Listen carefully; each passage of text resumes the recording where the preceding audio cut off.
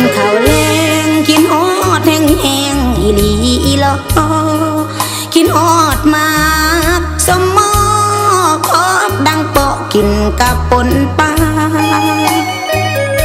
กินฮอดปิ้งเขียดกับตำมักถั่วอยู่โพนหัวนา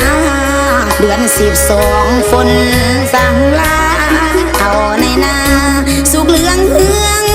ทงจังแม่นอีหลีกินฮอดเต็มที่แม่อีพ่อคือสิเกี่ยวข้าวดอกป่านนี้น้อ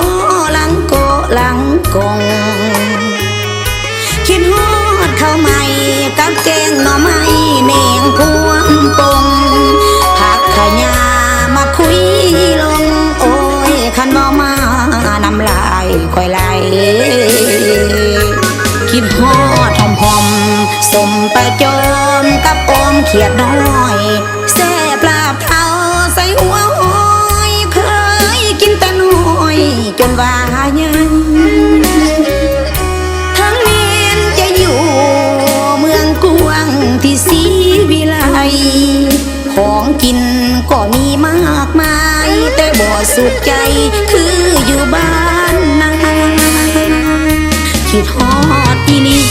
ยามบุญเดือน4เพิ่นเฮกันร้อนมุนพระเวทสันดานแสนอ่อนซ้อนเดือน4มีมาคิดไว้ครั้งหนึ่งจะหวนย้อนคืนสู่บ้านนาฮอดต้นเดือนเมษาจะขอสัญญามายามบ้านเฮา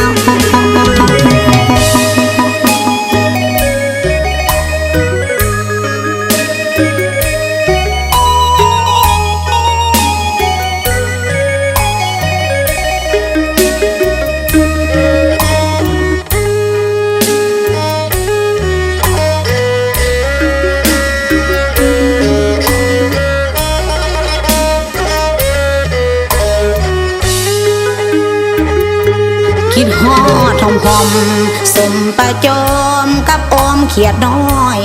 แซ่ปลาเผาใส่หัวหอยเคยกินแต่น้อยจนว่ายังทั้งเมียนจะอยู่เมืองกวางที่ศรีวิไลของกิน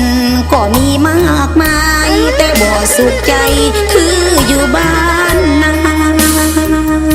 คิดฮอดอีหลียามบุญเดือน4เพิ่นเฮกันร้อนมุนพระเวทสันดานแสนอ่อนซ้อนเดือน4มีมาคิดไว้ครั้งหนึ่งจะหวนย้อนคืนสู่บ้านนาฮอดต้นเดือนเมษา